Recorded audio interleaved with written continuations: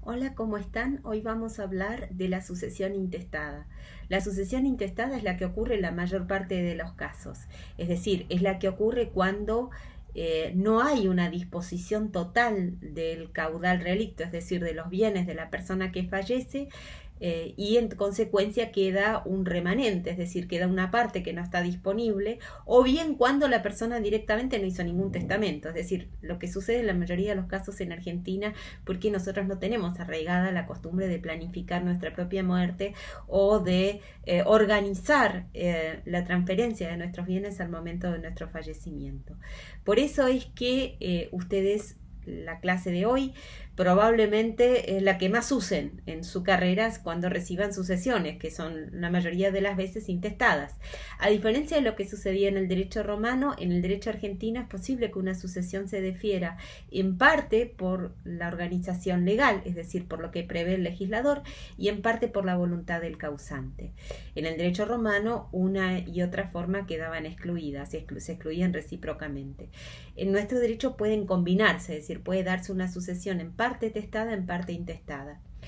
El sistema legal es el sistema preferido en la Argentina. ¿Por qué? Porque mañana van a ver, cuando vean la porción legítima, que el derecho argentino deja muy poco margen para la disposición voluntaria por parte del causante, es decir, para que el causante organice cómo transfiere sus bienes si tiene familia. Algunos autores han entendido que el fundamento de esta injerencia tan importante de la ley, de esta desconfianza de la ley hacia el testador, tiene que ver con que el principio de protección de la familia tiene una gran envergadura en el derecho argentino.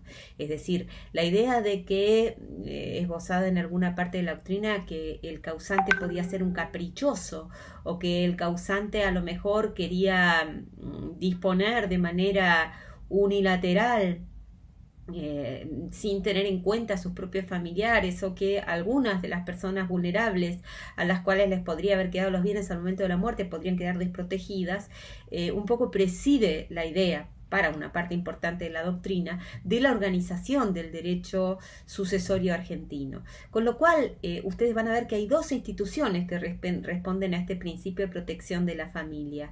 La primera es la que vamos a ver hoy, la de los órdenes sucesorios, es decir, cómo la ley planifica la distribución de los bienes al momento de la muerte. La segunda es la que van a ver mañana, que es la porción legítima, es decir, aquella porción de la cual el causante no puede disponer por imperio del orden público.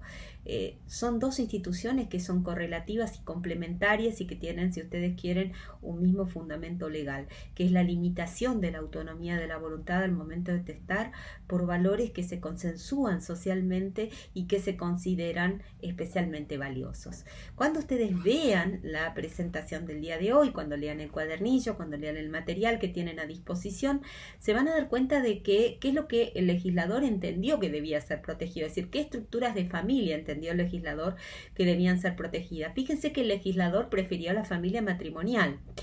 Esto es una elección dudosa, sobre todo en el derecho argentino, en el que el matrimonio no es, digamos, visto como una institución perdurable, sólida o representativa de una unión valiosa. Ustedes ya cursaron familia para cuando, o tienen una idea del derecho de familia para cuando están cursando sucesiones, y se dan cuenta de que nuestro matrimonio no tiene una duración mínima y que el divorcio es enormemente fácil.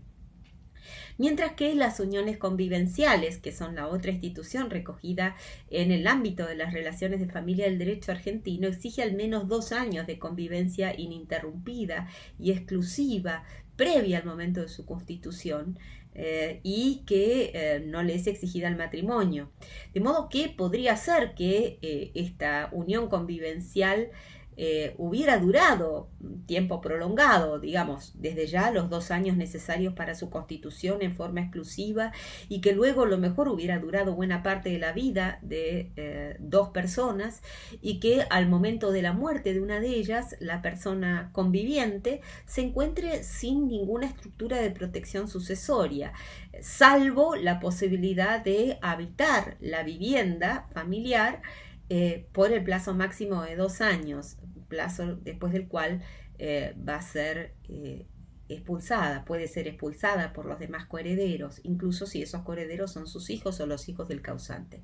Con lo cual se da una paradoja en el derecho argentino, que es que la regulación del derecho de familia no se encuentra coherentemente reflejada en el derecho sucesorio.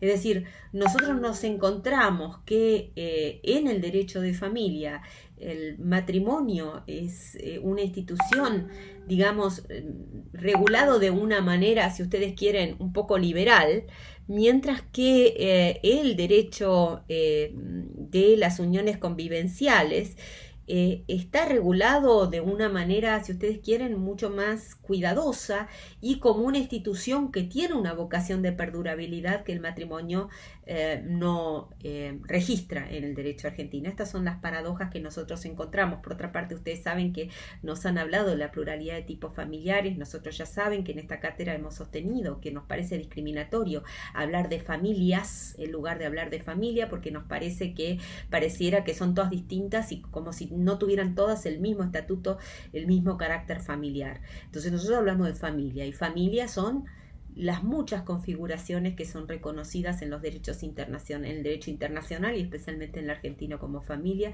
y ninguna merece, ninguna queda fuera, no somos excluyentes de ninguna, porque con un concepto analogante nos alcanza. Eso nos parece inclusivo.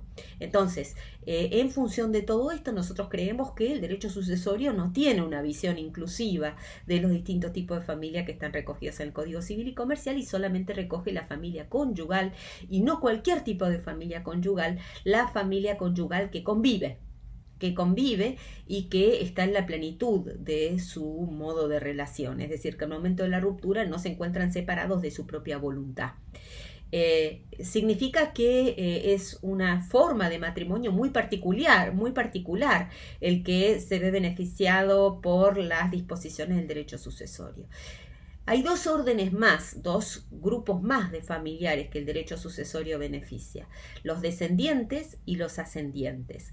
Los ascendientes tienen un grado de beneficio que es un poco más limitado que el de los descendientes. El de los descendientes nosotros lo llamamos órdenes, ¿no? Órdenes porque son los grupos de personas que se ven protegidas por el derecho, y nosotros vemos que el orden de los ascendientes tiene menos, una expansión de derechos menor que el orden del cónyuge, la cónyuge, o el orden de los descendientes, que es el más privilegiado. Esto también nos llama la atención, sobre todo porque si nosotros consideramos que hay un cambio demográfico muy interesante que verifican las sociedades contemporáneas, que es la extensión de la expectativa de vida. Hoy nosotros vemos que los adultos viven hasta 75 años promedio en la Argentina, y que en ciudades como la capital o en otros ámbitos ese promedio, esa expectativa de vida se va expandiendo todavía un poquito más adelante, y que entonces podría ser que los hijos sobrevivan a los padres, que los padres sobrevivan a los hijos, y que entonces se encuentren en una situación de particular vulnerabilidad, considerando que el Código Civil, cuando se escribió nuestro primer Código Civil en 1869, la expectativa de vida era de 40 años, con lo cual los descendientes evidentemente estaban iniciando su vida. Digamos, uno iniciaba su vida más temprano en esa época, ¿no? Pero bueno, estaban iniciando su vida, y a lo mejor si el padre fallecía era razonable que la protección del derecho se concentrara en los sujetos más vulnerables, que eran los descendientes. Ahora no, ahora vemos que el ascendiente es especialmente vulnerable, y en general en el derecho europeo, algo que la Argentina siempre anticipó, hay lo que se llama una horizontalización del derecho sucesorio, que es una expansión del derecho sucesorio hacia las diversas formas de pareja. Los convivientes y el matrimonio, y el derecho argentino eso lo recoge solamente en forma parcial, es decir, solamente respecto del matrimonio. A nosotros nos parece que si hay formas de vida comprometidas y digamos aptas para eso, como podría ser una unión convivencial, a lo mejor eso se podría reconsiderar, no sé si en la misma extensión que el cónyuge, pero por lo menos se podría considerar. Entonces, básicamente el derecho prevé desde el punto de vista legal tres órdenes sucesorios. ascendientes, descendientes y cónyuge. El orden no es acorde, lo que yo estoy diciendo no es acorde con lo que ustedes van a encontrar, digamos, en el sentido de reconocimiento de derechos. El orden responde a estructuras que son más bien decimonónicas de los códigos franceses, en los cuales la transferencia de los derechos era preferentemente vertical, es decir, todo lo que se transmitía desde el punto de vista gratuito iba verticalmente hacia, tendía a conservarse dentro del mismo, de la misma, dentro de la sangre, ¿no? Y no iba hacia el costado, hacia los cónyuges. Entonces nosotros tenemos que ascendientes, descendientes y cónyuge son los órdenes que la ley privilegia o protege.